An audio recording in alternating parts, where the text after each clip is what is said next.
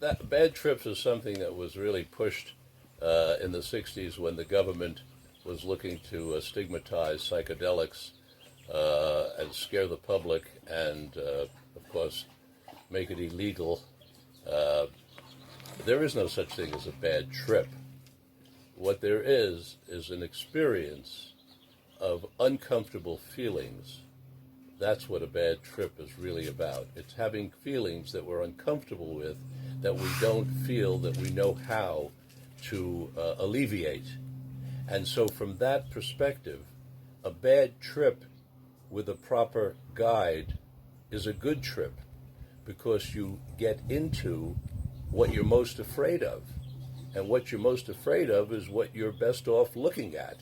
Because once you look deeply and at what you're most afraid of with a guide, you can master that fear and you can come out of what might have been a bad trip with an excellent trip because you now have tools, you have skills for dealing with what it was that was making you uncomfortable, be it a bad memory that turns into anxiety, early trauma that leaves us walking around in fear or with little compartments in our psyches that we're afraid that if we ever open up, all kinds of black ooze is going to come out.